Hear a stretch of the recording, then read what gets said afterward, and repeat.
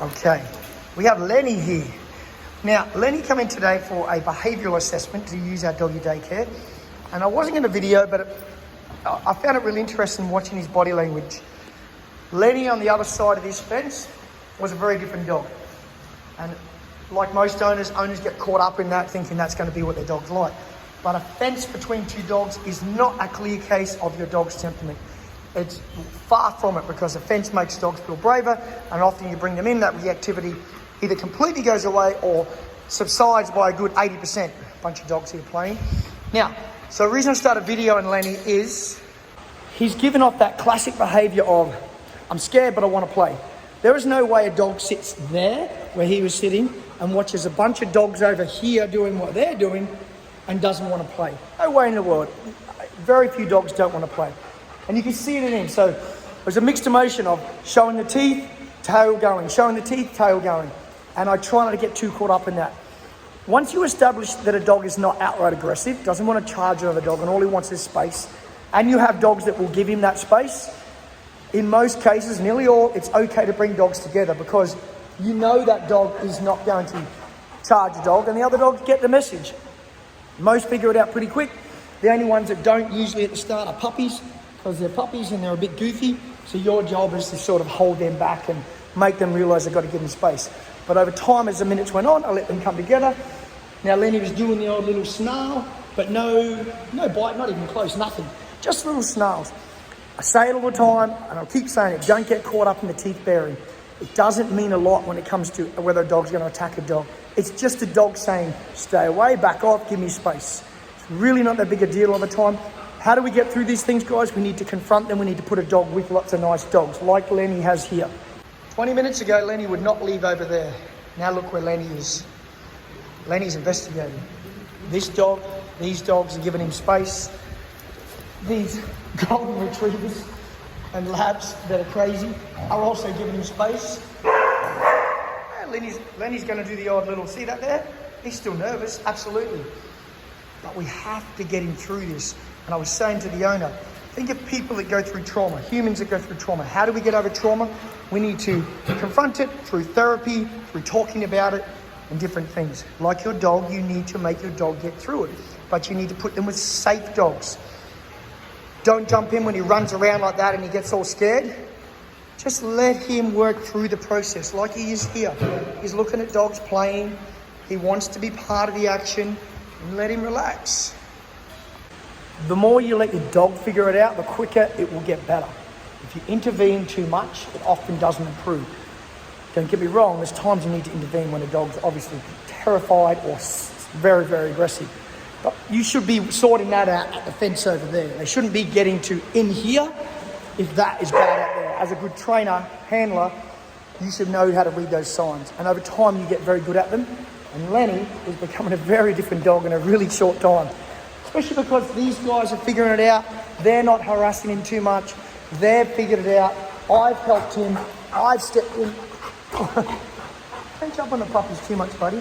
I've stepped in and made him, given him space when he's needed it, when dogs haven't figured it out. So it's a lot between the dogs, between you, interaction, and over time, it gets better really, really quick. So I like sharing these little videos, guys, just to teach you about your dog body language.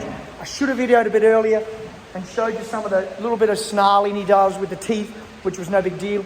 But I decided too late to video. I wish I got a bit of that, but he's changing really quick. I'll show you a bit more footage of him and see how he goes. See that there?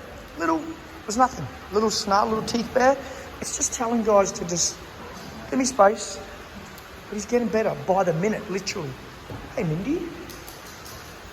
He wouldn't leave that fence before. That's no big deal.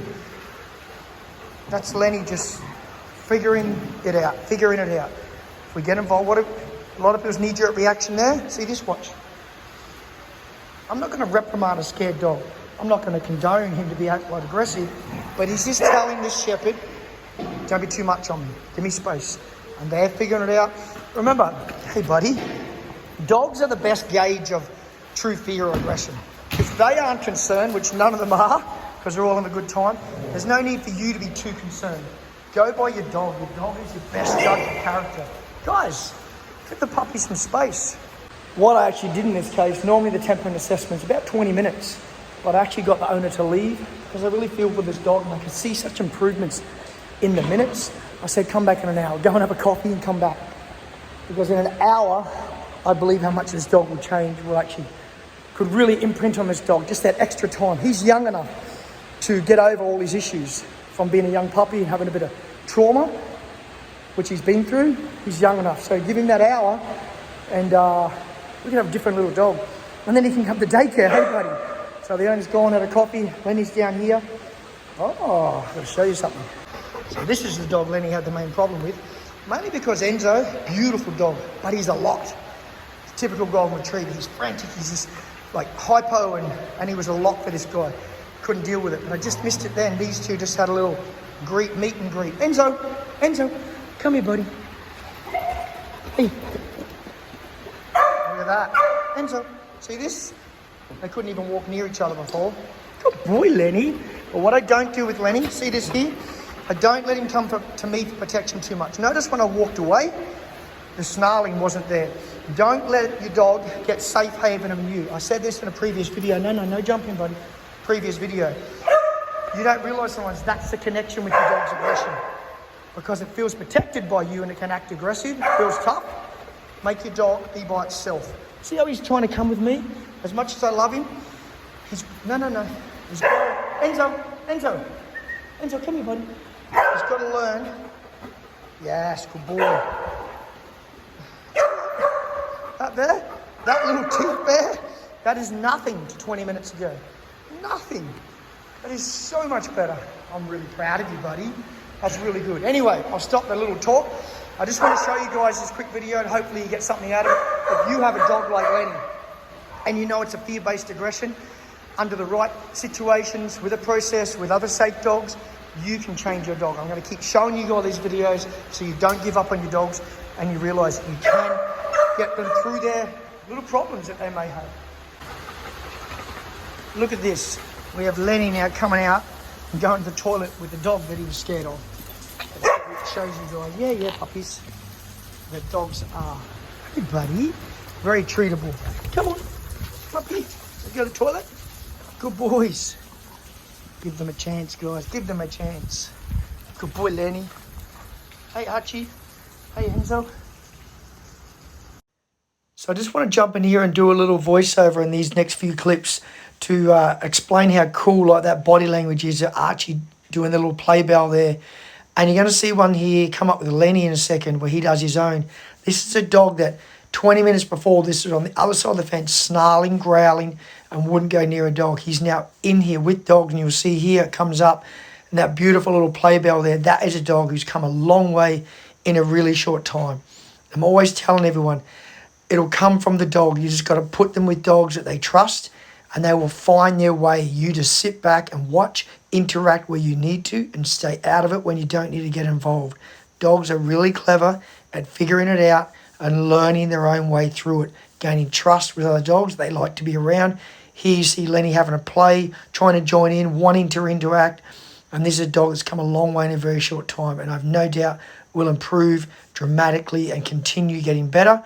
The more good dogs he's around and learns to trust, he's going to get better and better over time. Very cool to see. This sort of thing always makes my day, makes me realise I'm in the job that I absolutely love, and I just want to keep seeing these dogs get better and better.